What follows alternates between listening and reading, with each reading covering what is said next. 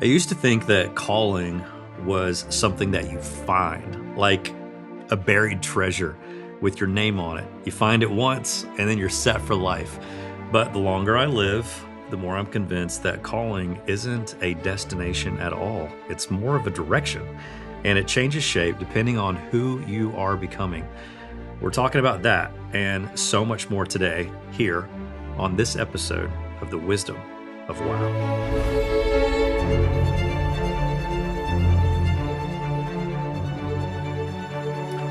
Welcome back to The Wisdom of Wow. If you've joined us before, and if this is your first time, just simply welcome. So glad you're here. I'm Harris. This is Kate. We have been married for almost 21 years. Almost. It's coming We're getting up. ready to celebrate. We're so close. So it's fresh on my mind. In the context of this episode, Yes. today we're talking about careers, and we have had some doozies. Well, when you meet at 17, and we're now in our early 40s, we're not going to go full on age. But now, when you're She's in your 47. No, I'm not. That's horrible. Why would you say that? Sorry, 46. She's on 46. I'll be 43 in a couple of days. Well, your voice was shaking. I when you know. said I'm 43. nervous about it. It's fine. It's fine. Everything's fine. No, when you think about 25 years and just how much someone changes from 17 to 20 or 20 to 30, 30 to 40, there's so many iterations of ourselves. And a lot of times that is encompassed in career moves, or I'm going to take this job, or you're trying on a lot of different things. And I think for us, the fun part has been we've tried on a lot of different hats, but the vision has always been the same. Yeah.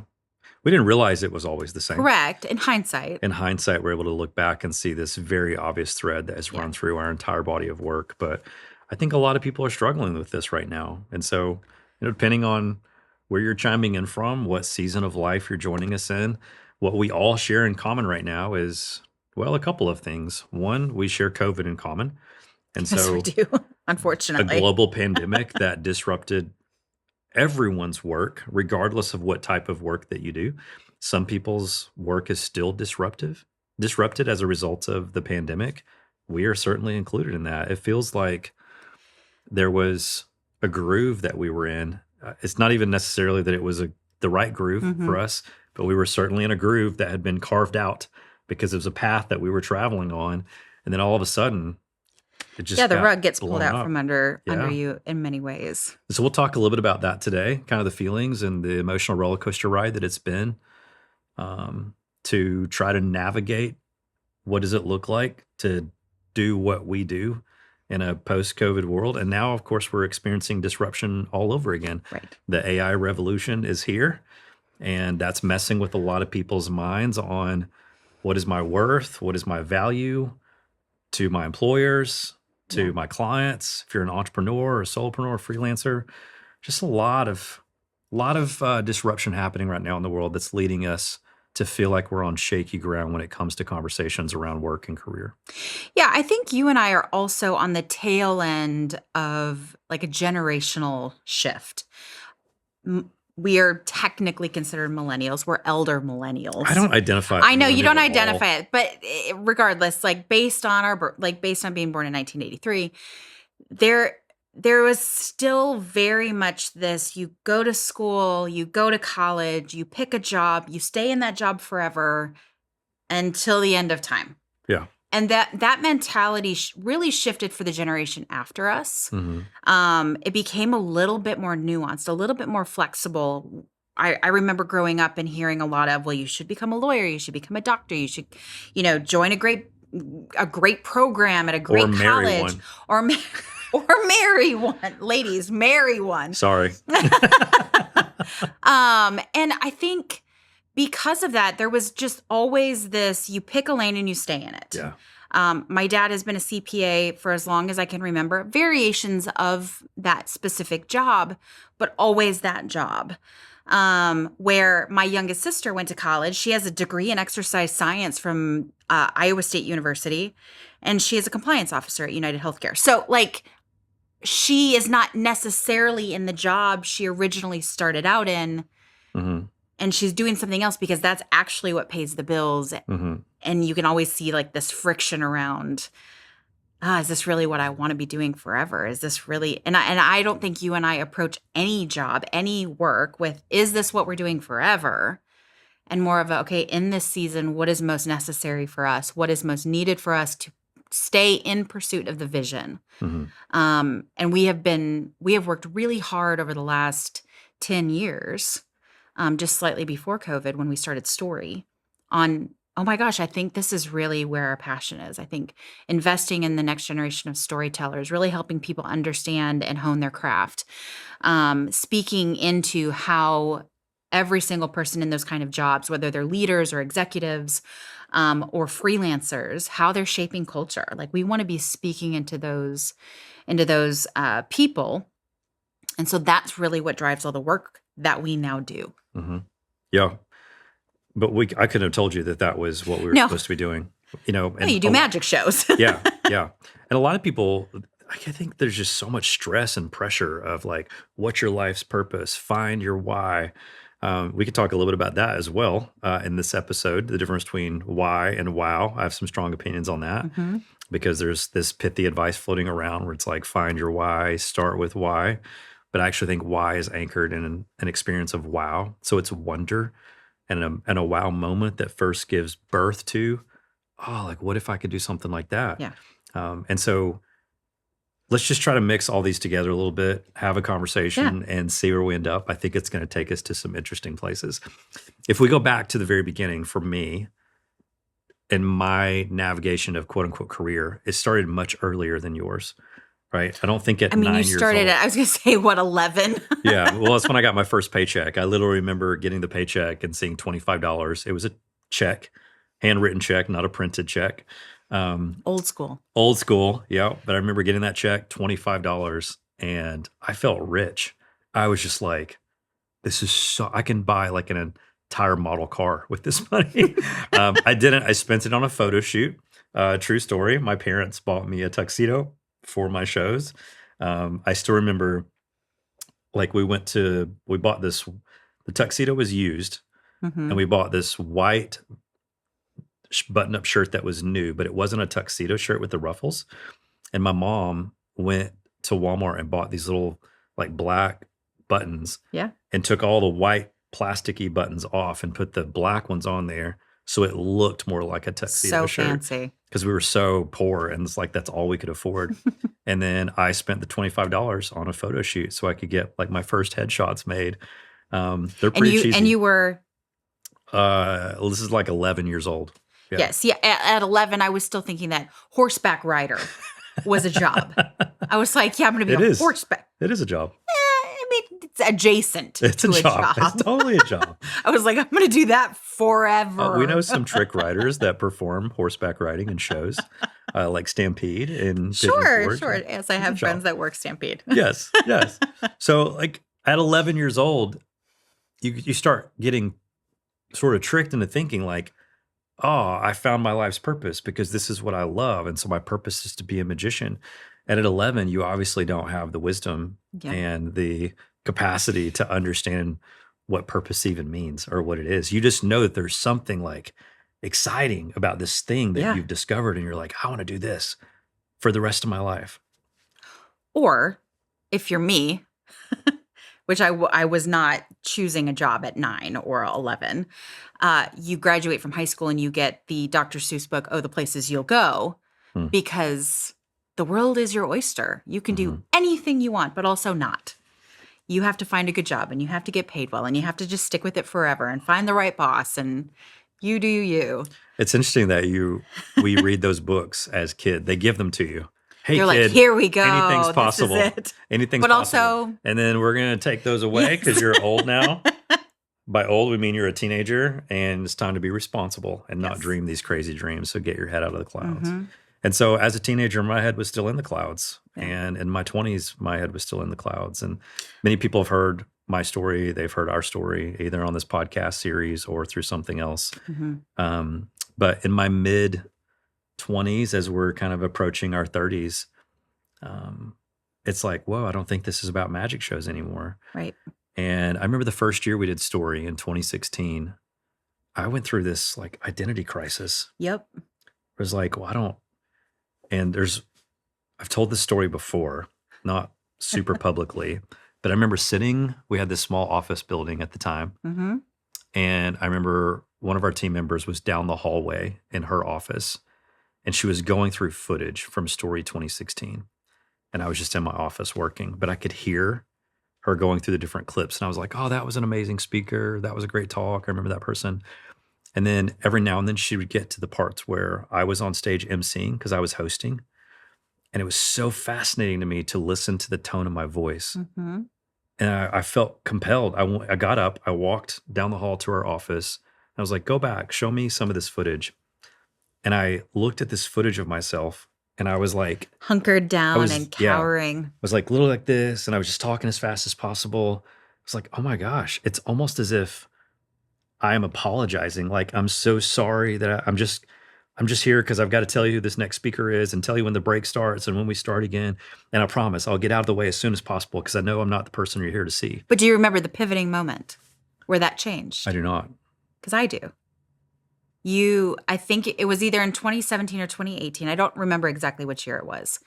And I don't remember the exact scenario, but there was a moment where you were like, I am not apologizing for showing up this way or doing this thing because this is my conference. This is my thing. And you walked out on stage and you said something and you were like, and honestly, if that's not what you're into, that's fine. It's my conference. And I mean, so you skew a little bit to the other side, but at the same time, everything changed from there. I think that was the year we did the after party. Oh, yes, it was. And you were like, I call it after party. My team makes fun of me, which we still do.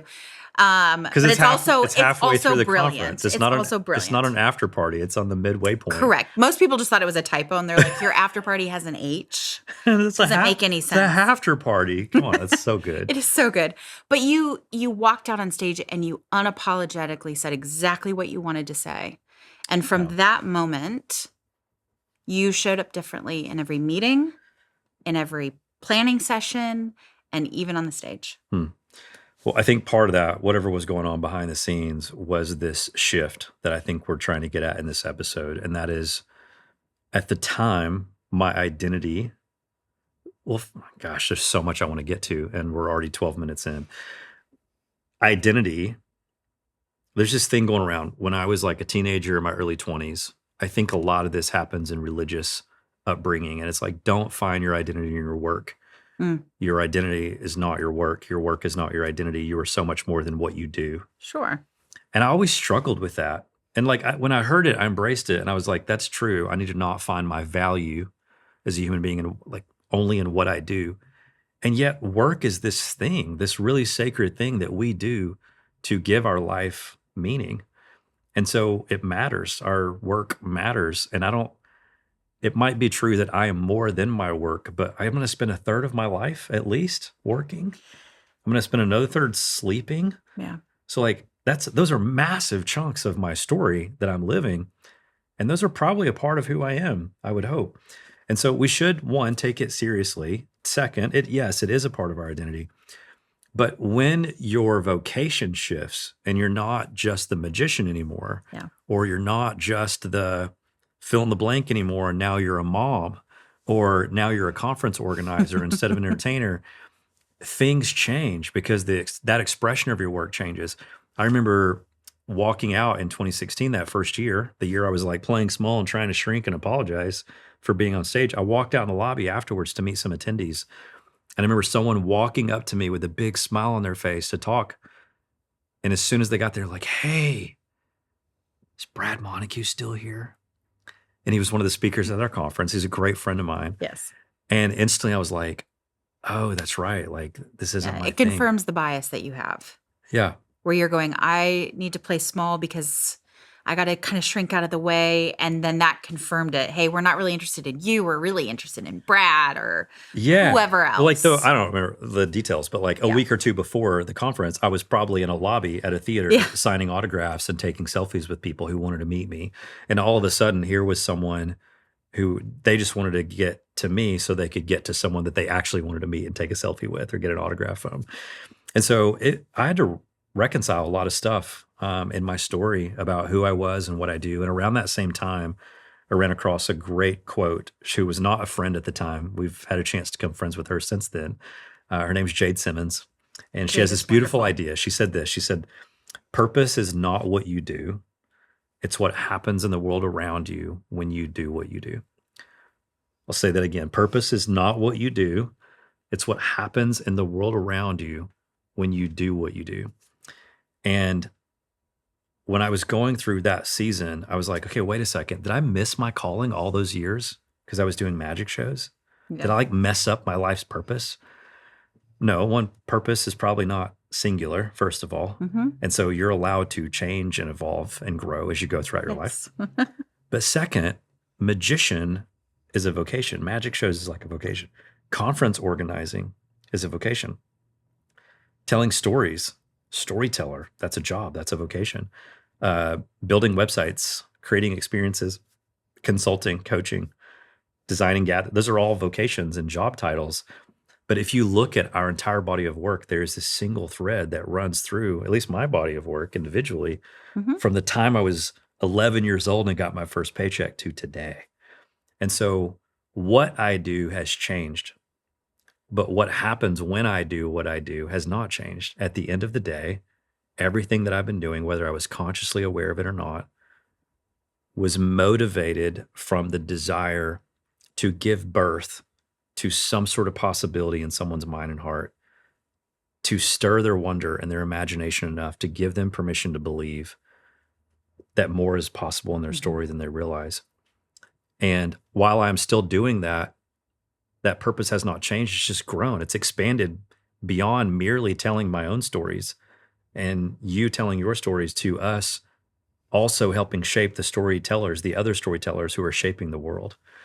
And so I didn't mess up my life purpose. No, you just shifted mediums. It's like an artist. An artist can use a paintbrush or use a charcoal pencil or use sculpting clay or cut pieces of paper. It's still art. Mhm. It's just the medium is different. How we got there is just slightly nuanced, and that's all you were doing. It's the same like a job title. Yeah. The job title is just the medium. Now imagine being just a mom I know. and putting that title, and people look at you and go, "That's not a job title."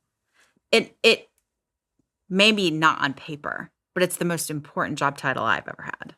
Yeah, that's where I wanted to go next, is to ask you about that idea. Because I would imagine similar to me going, gosh, I've been literally praised for doing one thing since the age of 9 years old, even though I didn't get paid for it officially until I was 11.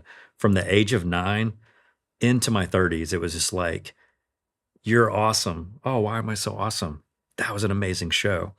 And so there's a whole bunch of other stuff we can get into about that. But if we bring that back to what we're talking about today, work, vocation, career, there's an identity shift that had to happen. And I would imagine that's very similar for you. You went from being the magician's wife, Yeah. hopefully in some healthier circles, at least Harris's wife, not the magician's Yes. wife. Slightly more. But even then you show up and you've always been very vulnerable and willing to talk about, like, man, what does it look like to be in the shadows, to always be the person who's kind of behind the scenes when your husband is the one out in the spotlight. And then to stepping into the spotlight, being willing to take up space, only to then have kids and go off the road again and go back into what feels like the shadows. But for you to feel like that's one of the most important callings of your life, to then stepping back in, becoming a best-selling author. We just shared the stage in Dublin, Ireland together, talking to thousands of entrepreneurs from literally around the world. Over 60 countries. Yeah. So what has it felt like for you to go, oh, I'm this. No, wait, I'm this. No, wait, I'm this. So it's like I have a lot of feelings around it. What's funny is what's coming to my mind right now is LinkedIn has this fun little thing where you can input all of the jobs you've ever had, all the titles you've ever had. It's like your little mini resume on their page. I haven't looked at yours lately. Does it have mom as one of them? So it does, but it doesn't offer it as a title. It offers it as a gap. So it gives you a performance gap. Which is fascinating because I'm going, I don't have a performance gap.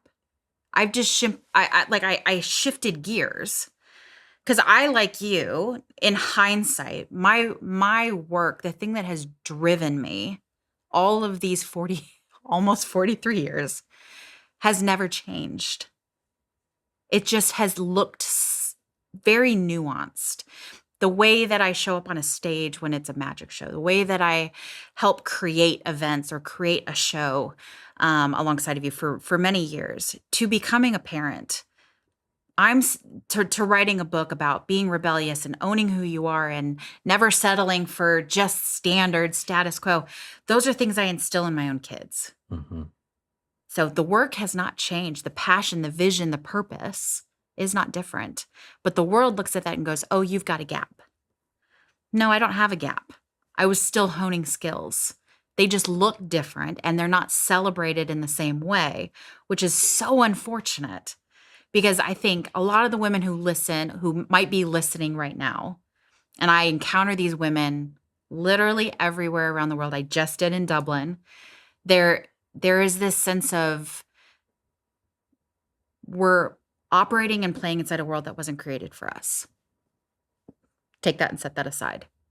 With that comes gaps. We don't follow the same set of rules. We don't have the same linear path. We don't choose to kind of climb the corporate ladder in the same way. Therefore, it's an anomaly in the system. I fully embrace that. But it does come with this extra step of, oh, hey, no, those weren't gap years for me. Those were honing years for me, where I found a new vantage point and an understanding of who I was inside of the story so that I can actually show up better for my clients in the future. That's the crazy thing people don't even realize. You bump into it with clients. I bumped into it with our kids and other people's kids. Mm-hmm. Kind of going, oh, okay, how would I want this to play out? How can I help guide this narrative? How can I help build this thing? So this is a terrible analogy, but I'm going to use it anyway. If you think of your kids like tiny little businesses, it's like you have to show up for each individual thing. You have to bring a different set of skills to each thing. And then you're honing that and dialing it in and helping uncover and bring things to light to go, hey, this is what you could be really great at. Okay, we want to shift gears. Let's shift gears. I'm going to come alongside you and help. Mm-hmm. That's all I do with my clients. Do the exact same thing. I'm by no means their mother, nor do I want to be. But I'm bringing and leveraging the things that I've learned, the perspective that I've gained to help my clients actually show up better in the world. So good. So no gap there. No doubt. Maybe we should change that. Dear LinkedIn. You've got it wrong. I have no shame saying that, dear LinkedIn. You've got it wrong. Well, we've got a lot of things wrong over the years ourselves. So there's grace. And one of the things that we really struggled with was global pandemic. I mentioned it at the beginning of the episode, but I think it's another one of those, if you draw a timeline of our career, especially our collective career as co-owners of a business and entrepreneurs and parents, and you put dots on the timeline, that was a defining moment for us. Mm-hmm. And it's one that a lot of us share in common, people listening in. It's one of the few moments that the entire world was in the exact same space. Yeah, liminal space, as we talked about it, those times, the space between the no longer and the not yet. The hell in the hallway. Yeah. When you kind of get the boot from the story that you were in, you were like, wait, I wasn't trying to change this. I liked the story that I was living. And so that was a crazy 60 to 90 days for us, because we literally made a living doing live events and we had no way to do things virtually at first. And then we tried to figure it out. And I think there are sometimes throughout our careers, for all of us, where we wouldn't choose the change. The change is chosen for us. Mm-hmm. It's layoffs or not getting the client that we thought we were supposed to get. The expectations fall short. Yep. The business has to close its doors. It's just these unexpected moments that happen. And sometimes it's a pandemic, sometimes it's something else. And we don't love change as human beings. And so it's difficult in those moments to not look at the blank page and go, I had a script here. Where is it? I thought I had someone who was going to tell me what to do. And so it's like a director going, action. And we're going, where's the script? It's blank. It's blank. And so I think we've got to not be stressed out by those spaces between the no longers and the not yets, the in between spaces. But like a painter looks at a blank canvas or a writer looks at a blank page and just go, okay, this is not where I expected to be today, but I'm willing to kind of wrestle with this and see it as an opportunity to write a new story and Mhm. naturally reinvent ourselves throughout our careers. Yeah. We reference this specific thing quite a bit. Uh, there's a brilliant scene in Mad Men where John Hamm's character loses Lucky Strike cigarettes. Mm. And it is the literal everything is going into liminal space. We've lost our biggest account, 60% of our revenue is now gone. We're doomed. Mhm. And the rest of his partners are losing their minds. They're basically We're hanging up. done. Yeah, right. They're hanging up their hats. They're having their last drinks together. They're going, well, this was fun. It was a great run. And John Hamm's character takes this moment to go, okay, pivot now. Pivot. Yeah, like, what else do we have to lose? Oh. And we have to make the shift. And that's kind of like COVID. It was that moment where you and I looked at each other and said, okay, we got to shift. One, there's no other option, but we also have nothing else to lose. Now, the mistake that some people make is that they wait until those moments. Yeah. Versus preemptively making the decision to go, hey, is this really everything? Am I really in pursuit of something that I love or the purpose that I feel drawn to? Instead of waiting until your hands feel tied or the world is falling apart, make a decision. Yeah. And do the hard thing to go, okay, hey, all of this might happen. We may tank. We may lose everything. Yeah. But what if we don't? Yeah. The reality is the stuff that, not everything, but a lot of what we were doing in 2019 was stuff that I'm like, I don't want to do this forever. It's just what I know. Yeah. And a lot of the stuff that we started doing in late 2020, 2021 was stuff that I've been dreaming about doing for years. Mm-hmm. It's just I wasn't giving myself permission to pursue it. And it wasn't until the old story was taken away from me that I was able to create space for the new story. Yeah. And that's unfortunate that sometimes we force someone to pry the scripts out of our fingers and rip them up. Yeah. It's just oftentimes we don't get the script ripped up and replaced with a new one. The script gets ripped up or taken away from us and we're given a blank page. And I think that's what's so intimidating and scary. Yeah. Because the new story has to be written and figured out. We don't like the in-betweens. Yeah. And I think if, again, going back to that piece of Mad Men, John Hamm's pivot Mm-hmm. and the reference that he makes, y'all, if you have not seen this, it's an incredible scene. He references that nobody else is willing to do it. Mm-hmm. Everybody else is going to stay exactly the same because they actually don't care as much as I do. Whether that is true or not about his character, I mean, anyone can argue. It's still that moment where he's pointing the finger and going, everything over here is going to stay exactly the same. In COVID, everyone's going to try to keep everything. They're going to keep trying to fit all these square pegs and round holes. Yep. And they're going to try to stay the course with so much friction. Yep. Instead of recognizing that they have a choice.